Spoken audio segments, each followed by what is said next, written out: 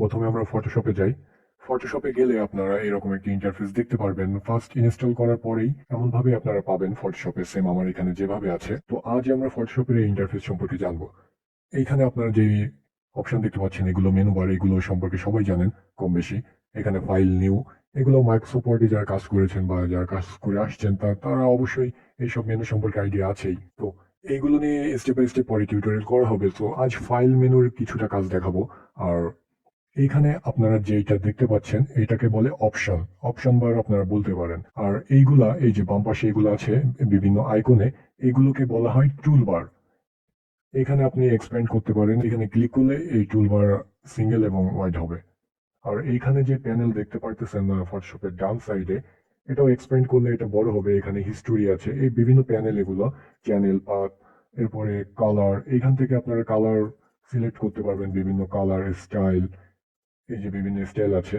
তো এগুলোর কাজ অনেক আছে, আমরা স্টেপ বাই স্টেপ শিখবো। জাস্ট আপনি ফটোশপ সম্পর্কে জেনে রাখুন যে এইগুলো কোনটাকে কি বলে। এইগুলা হচ্ছে বিভিন্ন প্যানেল, এটা আপনি এক্সপ্যান্ড করতে পারেন। এখানে জাস্ট সিঙ্গেল আপনি এইভাবে রাখুন। আর এগুলো তো টুলবার আমি বলেই দিয়েছি। আর এইখানে দুইটা অপশন দেখতে পাচ্ছেন, কালার অপশন।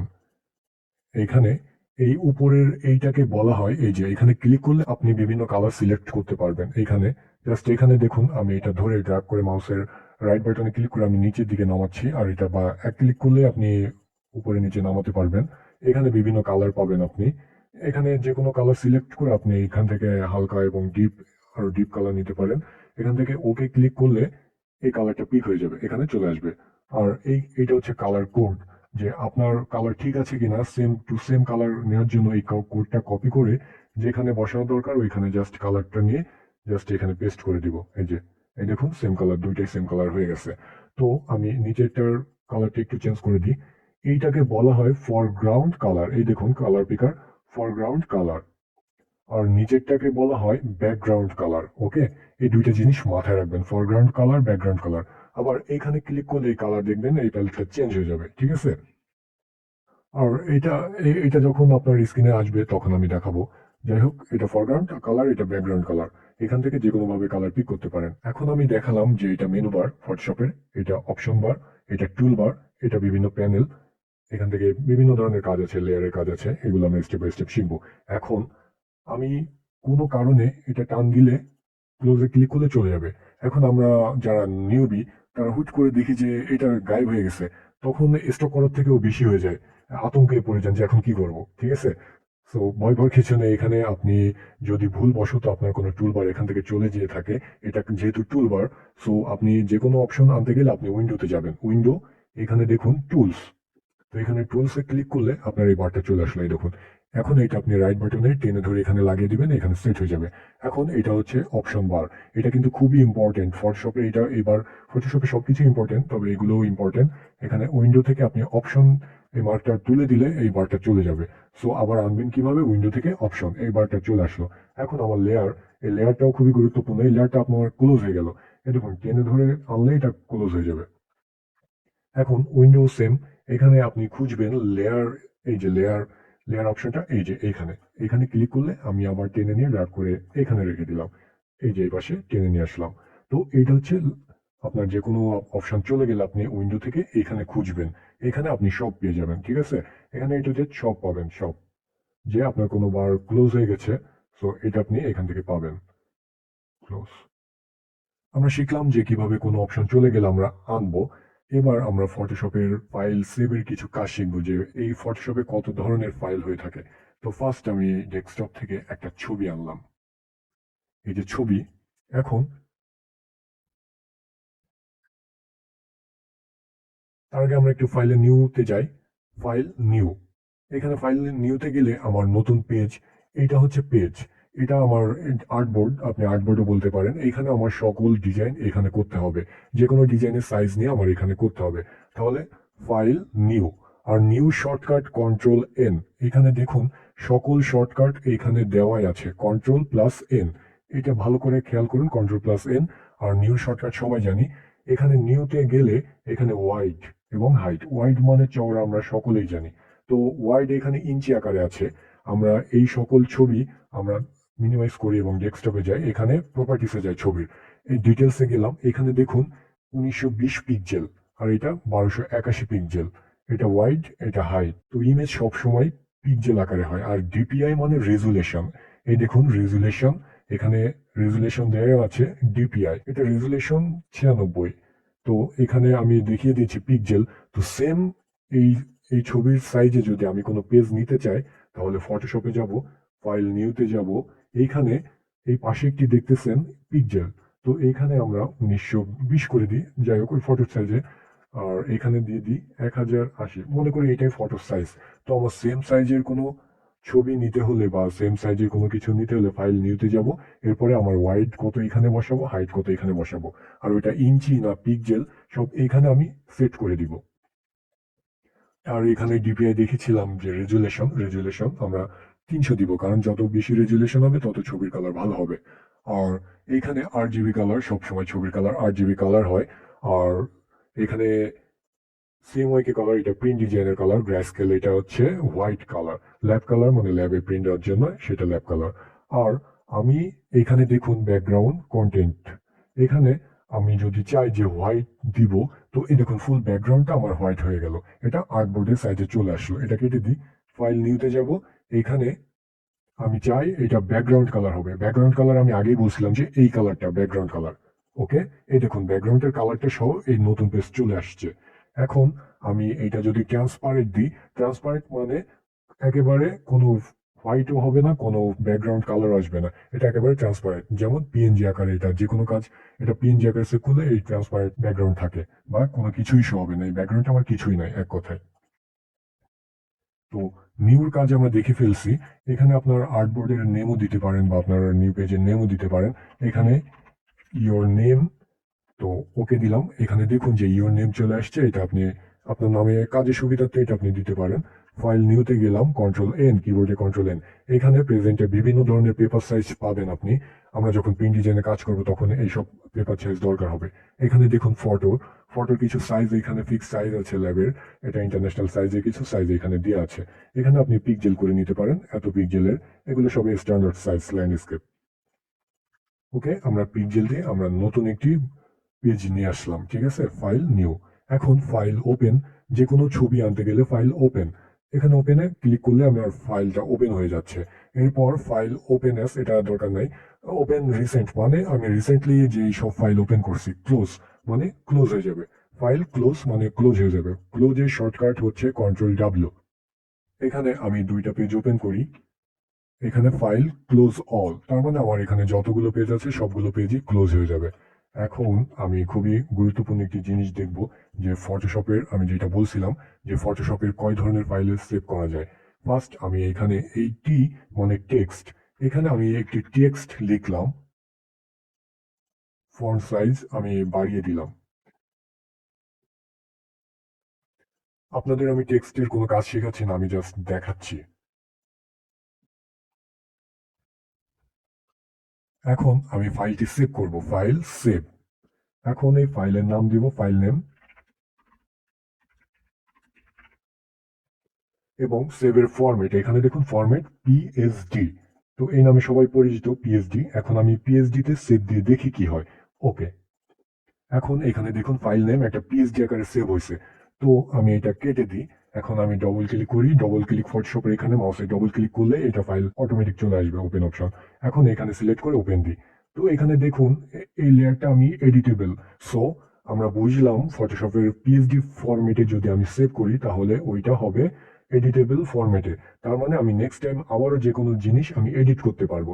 তো আমরা সবসময় ব্যাকআপ ফাইল রাখবো, যে কোনো কাজের বা যে কোনো ডিজাইন করলেই আমরা অবশ্যই ফাইলটা সেভ করবো। ওকে, পিএসডি ফরম্যাটে অবশ্যই আমরা পিএসডি ফরম্যাটে সেভ করবো। এখন ফাইল সেভ, যেহেতু এটা সেভ দিলে পিএসডি আকারে সেভ হবে, সো সেভ করতে গেলে সেভ এস। এখানে জেপিইজি, জেপিজি মানে রিয়েল যে জেপিজি আমরা যেসব ছবি দেখি ফাইল।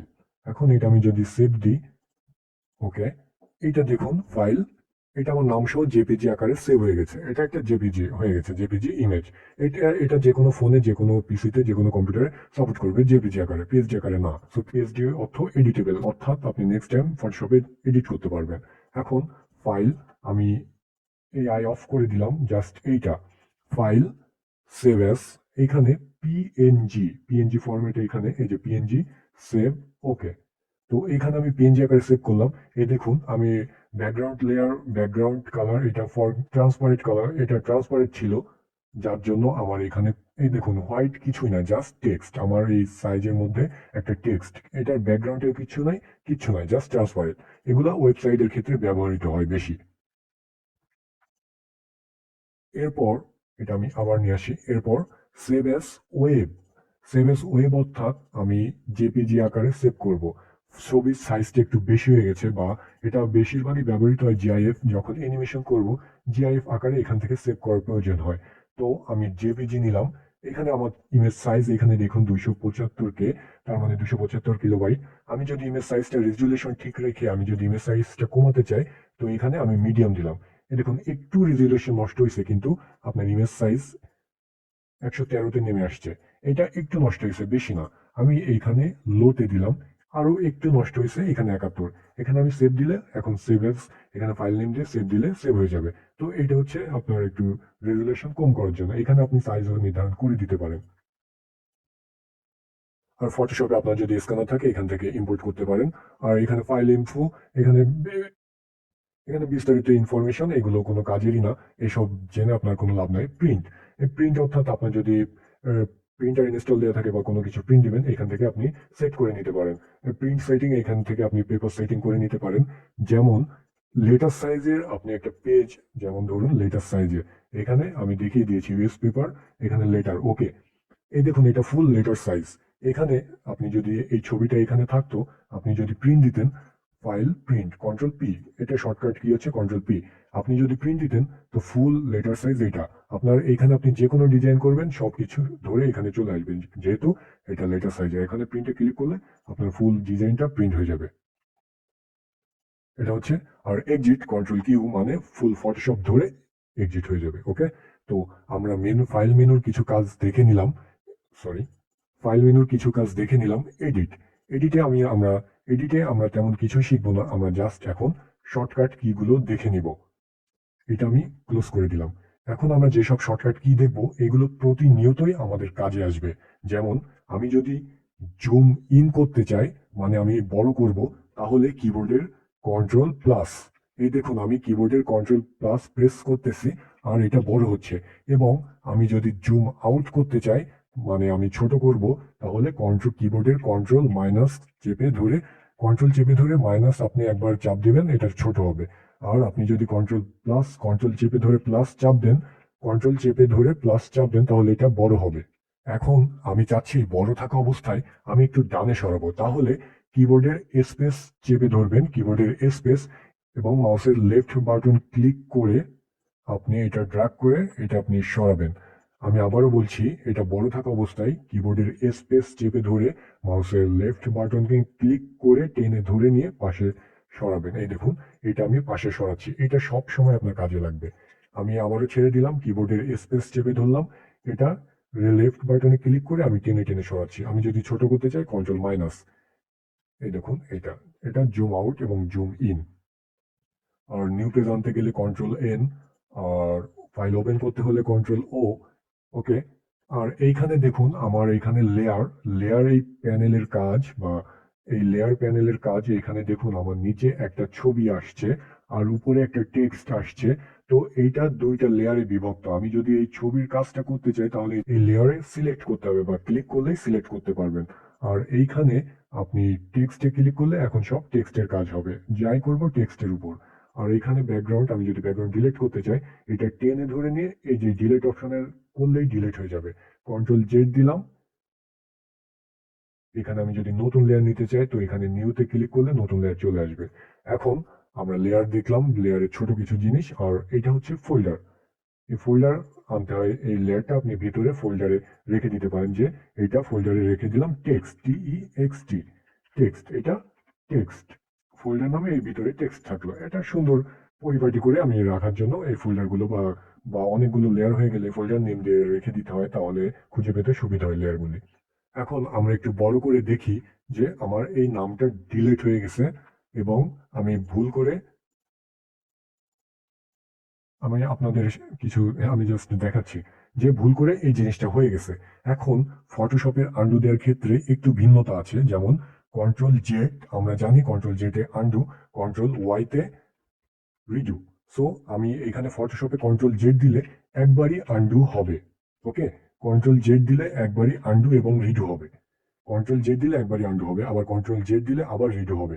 সো আপনি যদি কয়েকবার আন্ডু করতে চান তাহলে কিবোর্ডের কন্ট্রোল অল্টার জেড, কন্ট্রোল চেপে কন্ট্রোল অল্টার জেড প্রেস করলে আপনার অনেকবার আন্ডু হবে। ওকে, আর কন্ট্রোল জেড দিলে আবার আগের অবস্থায় রিডু হয়ে যাবে। তো কিবোর্ডে control alt Z, control alt press করে জেডে প্রেস করলে আপনি যে যত কয়বার প্রেস করবেন তত কয়বার আন্ডু হবে। এটা হচ্ছে ফটোশপের আন্ডু কমান্ড। ওকে, কন্ট্রোল অল্টার জেড। আর কন্ট্রোল এক্স এ কার্ট ফটোশপে, এটা যেমন এই সিলেকশন টুল আমি সিলেক্ট করলাম, কন্ট্রোল এক্স এ কার্ট, কন্ট্রোল ভিতে পেস্ট, এটা সবই সেম। ওকে, এগুলো সবই সেম। ওকে, আমরা একটু আন্ডু দেই। এখানে আমরা কিছু, যেমন ধরি কিছু আরো কিছু শর্টকাট কি, যেমন কপি করে আমি এটা পেস্ট করলাম।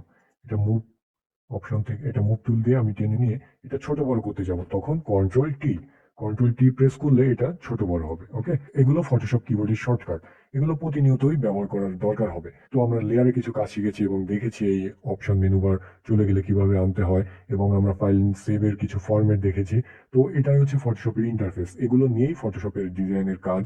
তো আমরা নেক্সট ক্লাসে কিছু প্রজেক্ট দেখব, বা বা কিছু ক্যারেক্টার দেখবো যেগুলো আমরা তৈরি করার চেষ্টা করব, এবং আমরা আমাদের ক্লাস এমন ভাবে সাজিয়েছি যে আমার ওই প্রজেক্টটা করতে হলে যে টুলস এর কাজ দরকার ওইটা আমরা ওই প্রজেক্ট করার সময় শিখে ফেলবো।